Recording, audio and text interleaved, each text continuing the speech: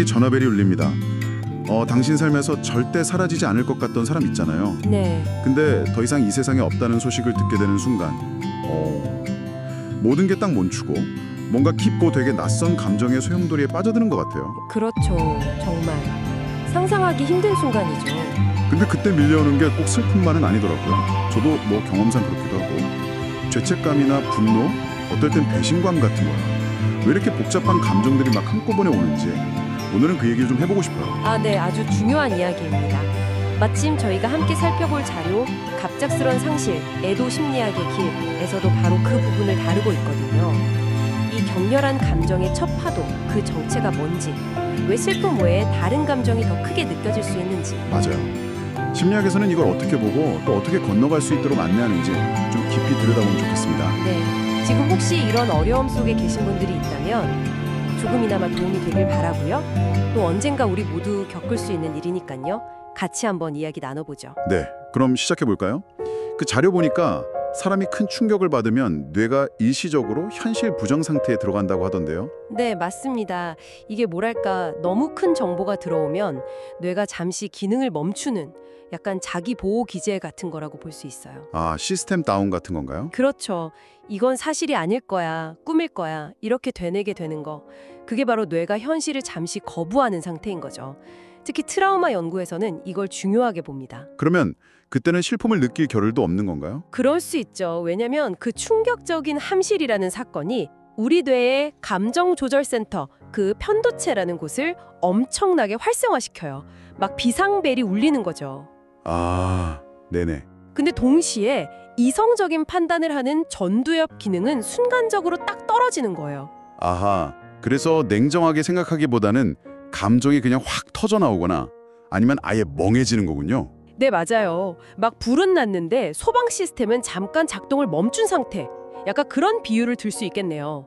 그래서 이때 내가 그때 전화 한 통만 더 했더라면 하는 죄책감, 아니면 어떡하 나를 두고 먼저 가 하는 분노나 배신감, 심지어 나한테도 무슨 일 생기는 거 아니야? 하는 불안감 같은 게 슬픔보다 먼저 어쩌면 훨씬 강하게 확 올라올 수 있다는 겁니다. 와, 정말 그야말로 감정의 폭풍 속이네요. 혼란스럽고. 네, 그래서 임상심리학에서는 이런 복잡하고 강렬한 슬픔 반응이 오랫동안 지속될 때 복합적 애도 반응이라고 부르기도 해요. Complicated Grief Reaction이라고 하죠. 모든 상실이 다 그렇진 않겠지만요. 물론이죠. 하지만 자료에서도 나오듯이 특히 예측하지 못한 갑작스러운 죽음, 사고라든지 아니면 특히 자살로 인한 사별의 경우 이런 복잡한 감정의 소용돌이를 경험할 가능성이 더 높다고 알려져 있어요. 연구들을 봐도 자살 유가족분들은 죄책감이나 자기 비난 감정이 다른 사별보다 좀 더 두드러지는 경향이 있거든요. 그래서 주변에서 아무리 네 잘못 아니야 라고 말해줘도 그게 쉽게 안 와닿는 거군요. 머리로는 알아도 마음이 안 따라주는 거. 정확합니다. 감정이라는 게 논리로만 해결되는 게 아니잖아요. 오히려 내 마음도 몰라주네 싶어서 더 외로워질 수도 있고요. 그렇죠. 그래서 중요한 건 이런 복잡한 감정들, 때로는 막 모순되는 것 같은 감정들이 드는 게 절대 이상한 게 아니구나. 이걸 아는 게 첫걸음인 것 같아요. 내가 지금 분노를 느끼는구나, 죄책감을 느끼는구나, 이렇게 자기 감정을 좀 알아차려주는 것만으로도 혼란이 조금은 줄어들 수 있거든요. 그럼 이 힘든 감정들을 어떻게 해야 할까요? 보통은 빨리 잊어야지, 털어내야지 이렇게 생각하기 쉬운데 자료는 오히려 그 반대 얘기를 하는 것 같아서 좀 놀랐어요. 네, 그게 정말 흔한 오해 중 하나예요. 빨리 잊고 극복해야 한다는 생각. 근데 심리학 연구들은 오히려 그 반대를 이야기하죠. 대표적으로 제임스 펜베이커라는 심리학자가 있는데 이분의 연구가 아주 흥미롭습니다. 펜베이커요? 어떤 연구죠? 이분은 자기의 가장 깊은 감정이나 생각을 그냥 글로 쓰는 행위, 그 자체만으로도 심리적, 신체적 스트레스가 줄어든다는 걸 발견했어요. 중요한 건 억누르는 게 아니라 표현하는 거라는 거죠. 와, 그냥 쓰는 것만으로도요? 신기하네요. 그게 어떻게 가능한 거죠? 펜베이커는 이렇게 봤어요. 충격적인 경험이나 감정을 억누르는 것 자체가 우리 몸과 마음에 계속 부담을 준다는 거예요. 뭐랄까 끓는 냄비 뚜껑 꽉 닫아 넣는 것처럼요. 언젠가는 터지겠네요. 그렇죠. 근데 글쓰기처럼 감정을 언어로 이렇게 꺼내놓으면 머릿속에 뒤죽박죽 엉켜있던 생각이나 감정 조각들이 좀 더 질서 있는 이야기 형태로 만들어지잖아요. 네네. 이 과정 자체가 심리적인 부담을 덜어주고 내가 이 상황을 좀 이해하고 통제할 수 있겠다. 이런 느낌을 준다고 설명합니다. 아하, 그러니까 고통스러운 감정을 충분히 느끼고 뭐랄까 소화하는 과정을 건너뛰려고 하면 오히려 상처가 더 깊어질 수 있다는 거군요. 맞습니다. 그래서 애도 이론가 중에 윌리엄 워든이라는 분이 제시한 애도의 4가지 과제가 있는데 그 첫 번째 과제가 바로 상실의 현실을 받아들이고 그로 인한 고통스러운 감정을 충분히 경험하는 것이에요. 첫 번째 과제가 경험하는 것이군요. 극복이 아니라. 네, 슬픔, 분노, 죄책감, 혼란 뭐든 피하지 않고 직면하는 용기가 필요하다는 거죠. 그러니까 애도의 시작은 빨리 극복하기 이게 목표가 되면 안 되고 오히려 괜찮아, 지금은 아파도 돼 이렇게 자신에게 충분히 아파할 시간과 공간을 주는 것, 즉 견뎌내는 것이 첫걸음이라고 할 수 있습니다. 네, 견뎌내는 것, 감정을 경험하는 게 중요하다는 건 알겠습니다. 그럼 구체적으로 어떤 방법들이 좀 도움이 될 수 있을까요? 혼자서 해볼 만한 것부터 좀 알려주시면 좋을 것 같아요. 네, 가장 쉽게 접근할 수 있는 게 바로 아까 말씀드린 글쓰기입니다. 펜베이커 연구에서도 나왔듯이 뭐 꼭 잘 쓸 필요 없어요. 문법, 맞춤법 이런 거 신경 안 써도 되고요. 그냥 막 써도 되나요? 그럼요. 그냥 매일 한 15분, 20분 정도 그냥 떠오르는 생각, 감정, 솔직하게 적어내려가는 거예요. 누구 보여줄 것도 아니니까 검열할 필요도 없고요. 실제로 이런 글쓰기 실험 참여자들 보면 스트레스 호르몬 수치도 좀 내려가고 면역 기능도 좋아지는 그런 신체 변화도 관찰됐다고 해요. 오, 부담 없이 시작해 볼 수 있겠네요.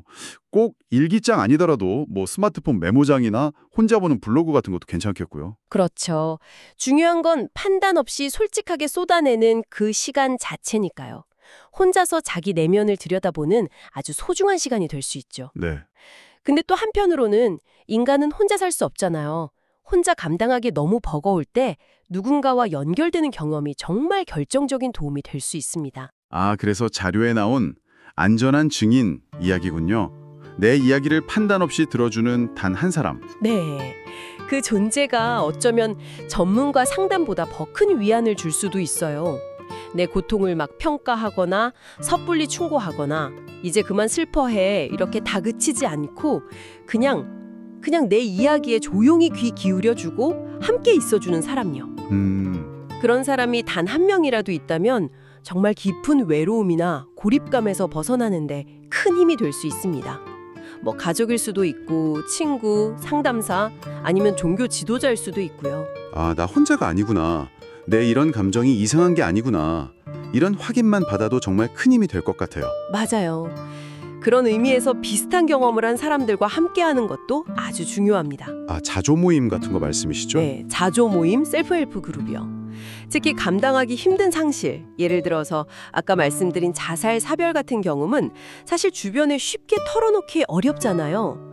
그래서 더 고립되기 쉽거든요. 그렇죠. 근데 비슷한 아픔을 겪은 사람들이 모인 자조 모임에 가면 나만 이런 끔찍한 일을 겪은 게 아니구나. 나만 이렇게 복잡하고 힘든 감정을 느끼는 게 아니구나 하는 어떤 깊은 공감과 위로를 얻을 수 있어요. 한국에도 이런 모임들 찾을 수 있나요? 네, 그럼요. 각 지역의 정신건강복지센터나 아니면 한국생명존중희망재단 같은 기관들을 통해서 자살 유가족 모임이나 다른 상실 경험을 위한 지원그룹 정보를 얻으실 수 있습니다. 아, 그렇군요. 이런 모임에서는 내 고통스러운 경험을 이야기하는 게 더 이상 금기나 비밀이 아닌 거죠. 오히려 서로의 경험을 나누면서 내 아픔도 세상에 존재하고 이야기될 수 있는 경험이구나. 이건 확인하게 돼요. 이게 고립감을 깨고 세상과 다시 연결되는 아주 중요한 다리가 되어줍니다. 근데요, 교수님. 많은 사람들이 고통스러운 기억은 잊어야 낫는다. 이렇게 생각하는 경향이 있잖아요. 저도 좀 그랬고.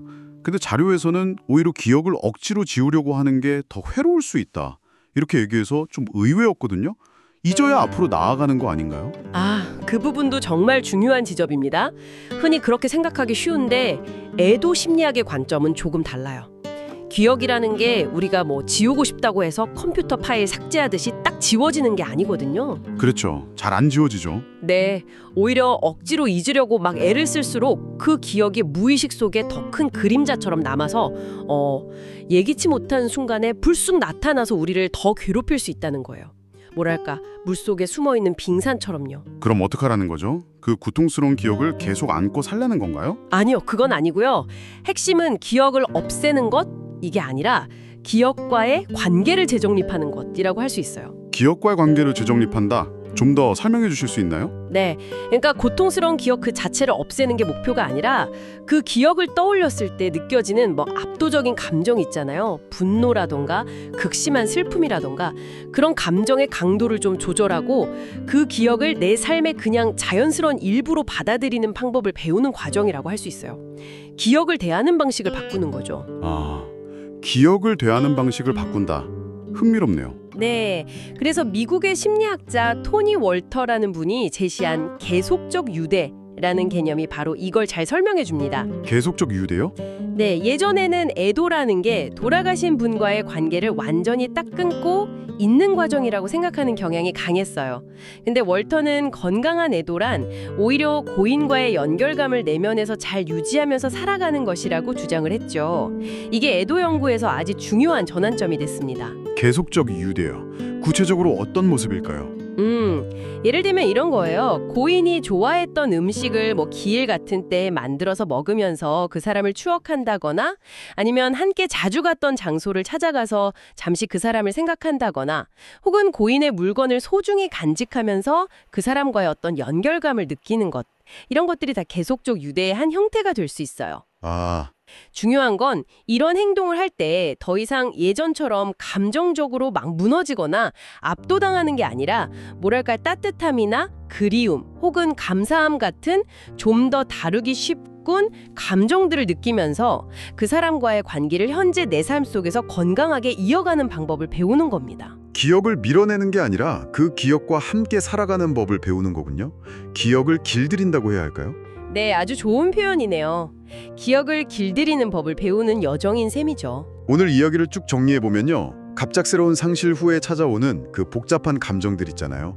죄책감, 분노, 혼란 같은 것들. 이게 결코 이상하거나 잘못된 게 아니라는 거. 그렇죠. 오히려 우리 뇌와 마음의 지극히 자연스러운 반응일 수 있다는 걸 확인했고요. 그리고 그 감정들을 피하지 않고 솔직하게 마주하고 또 표현하는 것. 그게 치유의 진짜 시작이라는 점을 알게 된 것 같습니다. 맞습니다. 그게 글쓰기든 아니면 믿을 수 있는 사람과의 대화든 혹은 비슷한 경험을 한 사람들과의 만남이든 자신의 감정을 안전하게 표현하고 나눌 때 비로소 앞으로 나아갈 힘을 얻게 되는 거죠. 자료에 나온 표현처럼 고통이 처음에는 나를 삼키는 거대한 바다처럼 느껴질지라도 이런 과정을 통해서 언젠가는 내가 건너갈 수 있는 강으로 바뀔 수 있다는 그런 희망을 품게 되는 것 같습니다. 그리고 기억을 억지로 지우려고만 할 게 아니라 계속적 유대라는 개념처럼 떠나간 사람과의 관계를 내 안에서 새롭게 만들어가면서 기억을 길들이는 과정, 그게 건강한 애도라는 점도 아주 인상 깊었어요. 네, 정말 기억해야 할 중요한 점은요. 애도는 뭔가 끝나는 숙제 같은 게 아니라 우리 삶을 다시 만들어가는 과정이라는 겁니다. 상실이라는 깊은 경험은 물론 우리에게 큰 고통을 주지만 동시에 삶의 의미나 관계에 대해서 다시 한번 깊이 생각해보게 하는 계기가 되기도 하거든요.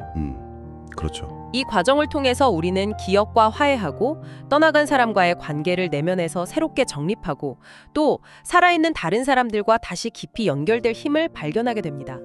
궁극적으로는 이 모든 과정을 통해 살아낼 힘을 되찾게 되는 것이죠. 네, 살아낼 힘. 오늘 이 깊은 이야기에 함께해 주신 당신에게 마지막으로 질문 하나 드리고 싶어요. 당신의 삶 속에서 계속적 유대를 통해 건강하게 관계 맺고 싶은 기억 혹은 떠나간 사람은 누구인가요? 그 기억 혹은 그 사람과의 관계를 당신의 삶 속에서 어떻게 새롭게 자리매김하고 또 그 연결감을 당신의 살아낼 힘으로 만들어갈 수 있을지 잠시 조용히 생각해보는 시간을 가져보시는 건 어떨까 싶습니다.